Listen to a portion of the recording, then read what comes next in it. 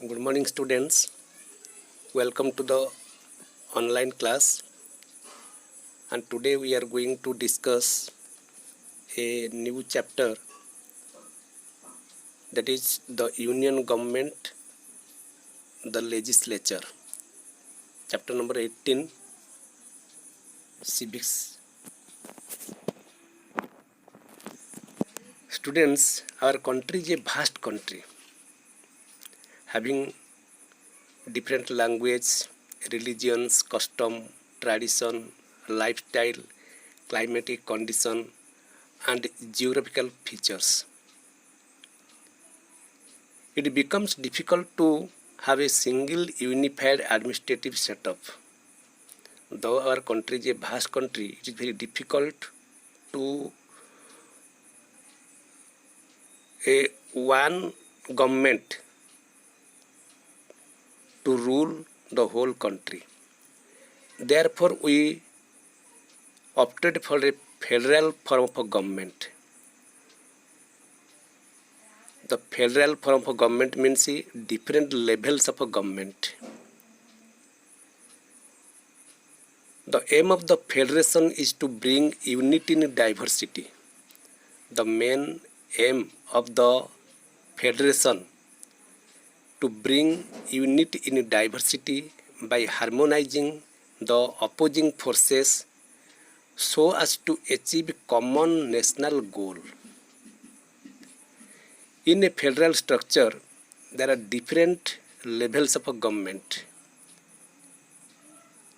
In our country, the three levels of a government or three tiers of a government, that is the national level. The national government means in the national level there is the central government, union government for the whole country. The government which looks after the administration for the whole country, that is the central government, union government, that is national level government. And state level means in every state you will find a government, that is the state level. And the grassroots level means the local government. The local government also divided into two types, that is the rural government and urban government. This is the grassroots level. In this way, the different levels of a government in our country. At the national level, we have a central government. At the state level, there are the state government. And the lowest level, we have rural as well as the urban local self-government, also called the local bodies. Each of the 29 states in India has a government of its own with a governor at the head of the state. In every state, you will find a government, and the governor is the head of the state, and the chief minister is the head of the government. Every state is governed by a council of ministers headed by chief minister. Every state is governed by a council of ministers headed by the chief minister, means the chief minister is the head of the government and the governor is the head of the state. And the topmost level of the government in India is the union government or the central government. The topmost level of the government, that is known as the union government or central government, also called the national government. The union government has three organs. That's why the power also divided between the different levels of a government and the different organs of the government. The union government has the three organs, that is the legislature, executive and judiciary. The legislature, executive and a judiciary. Union legislature, please hear. In this chapter we will study about the union legislature. The union legislature is called the parliament. Parliament in Hindi, that is Sansad. The Indian parliament is bicameral. Bicameral means two houses. The Indian parliament is bicameral. We have adopted this thing from the British Constitution. And consists of two houses named Lok Sabha and Rajya Sabha. The Union Executive comprised of the President of India, Rashtrapati, and the Union Council of Ministers headed by Prime Minister. The Union Executive comprised of the President of India and the Union Council of Ministers headed by Prime Minister. And the third organ is the judiciary. The highest apex court of India is the Supreme Court of India, which has minimum 31 judges headed by the Chief Justice of India. The first organ, the legislature, and the second organ, that is the executive, and the third organ, that is the judiciary. The judiciary comprises from Supreme Court to the lower court. And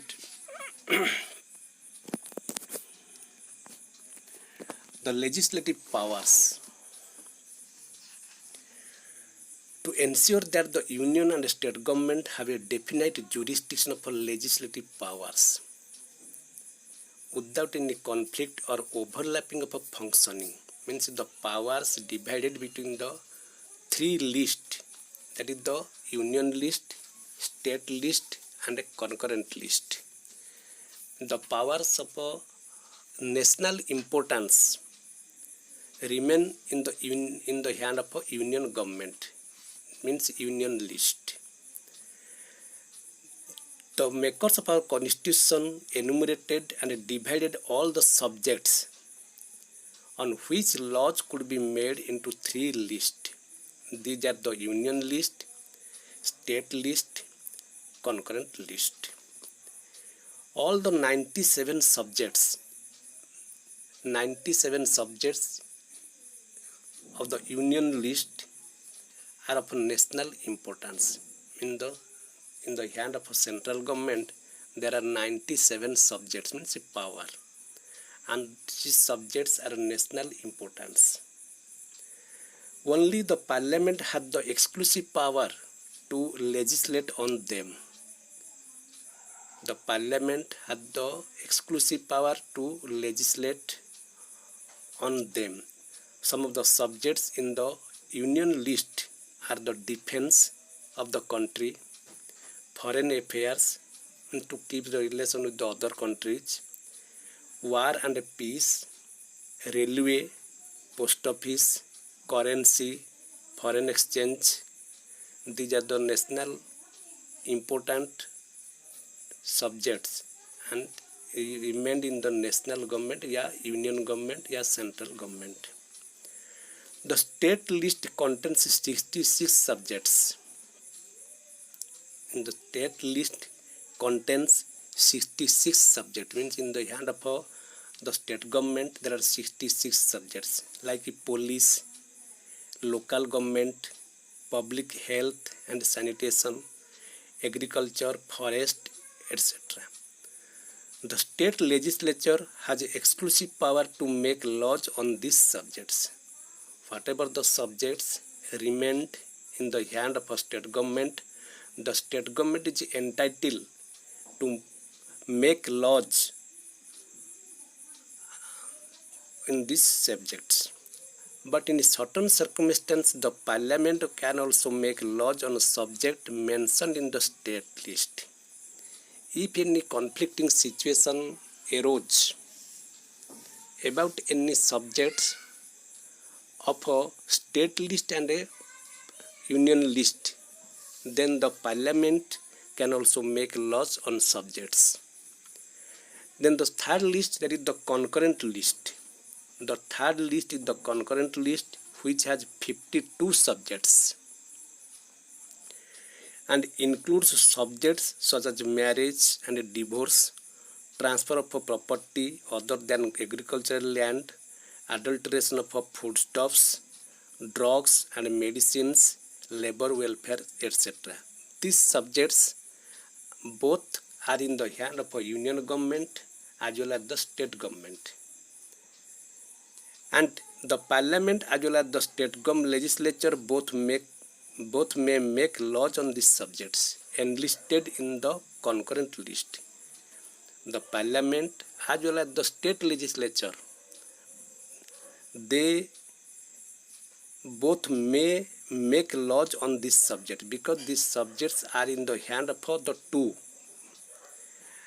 But in case of a conflict, the central law prevails over the state laws.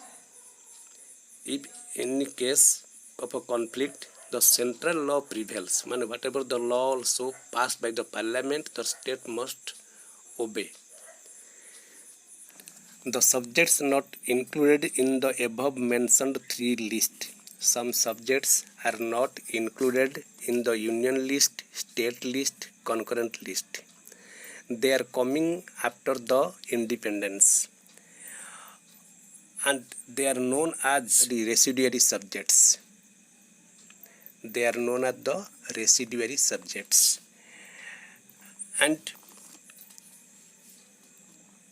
these subjects remained under the central government, and the central government, a parliament, can make laws on it.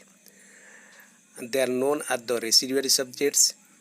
Examples are computer software, hardware, e-commerce, IT, information technology, are some of the examples of the residuary subjects. Students, in this chapter, we will discuss the union legislature only, and the rest of the chapter we will discuss in the next period and next class. Thank you. Have a good day.